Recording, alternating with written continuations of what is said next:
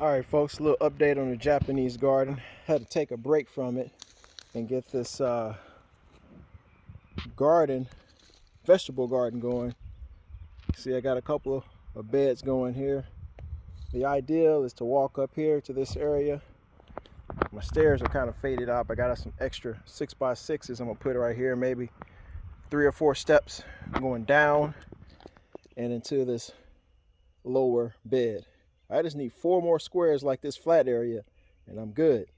This will be a 20x20 vegetable and flower garden sometime this summer. All right. Yeah, just trying out some layout ideas. Trying to see what I can do to hide that back area with those plants there. We'll see. All right, getting a little bit closer.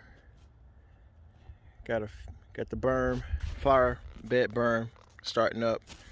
Got the basic shape down for the most part. Got to even it out, left side, right side. I'm gonna do a little flower berm in the back to put some essential flowers in the back, some pollinators, attract some butterflies and bees and stuff. But we're getting there.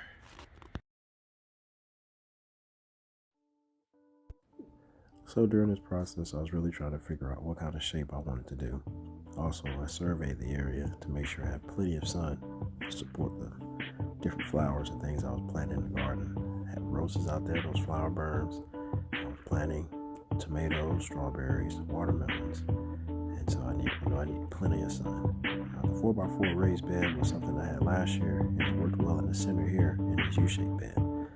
After I got the compost and topsoil down to the beds, went ahead and mixed it in pretty good and started preparing to put the vegetables in. Across the back row, I have another little flower berm in the back just to kind of give some depth and provide some attractors for pollinators.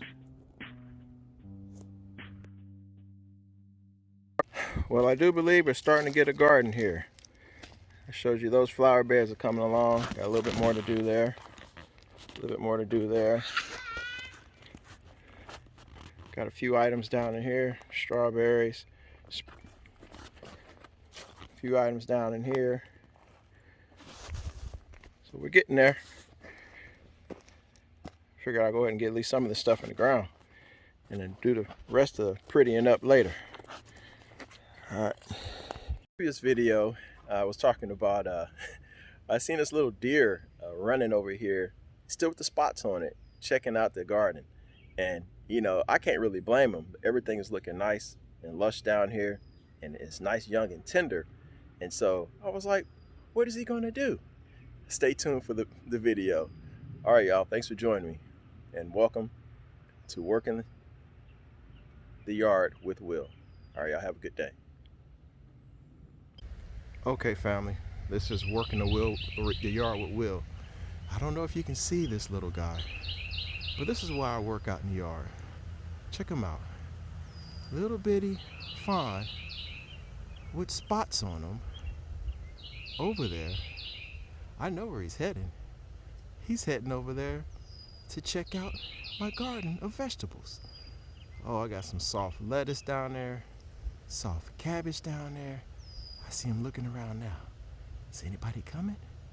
Maybe I can sneak down there real quick and get me a little snack of celery. I don't want to go down there and spook him. I'm just going to let him walk. This is literally the first time, y'all, I've seen a deer in my backyard. My son had seen him. My niece had seen him a long time ago. But this is my first time actually seeing him. Let's see if he'll continue to wander down there.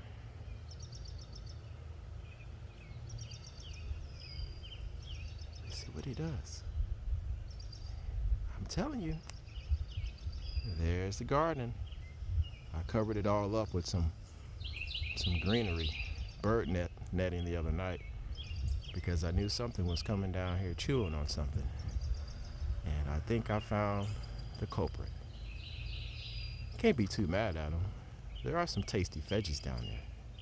All right, y'all. Have a good day. Peace. I guess we'll go ahead and continue that little video. So this is what the little deer is coming down to chew on. See my cabbage down there?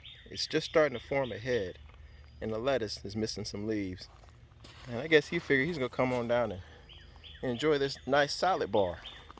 He even chewed on some tomatoes. I guess he likes anything right now, soft. All right, y'all.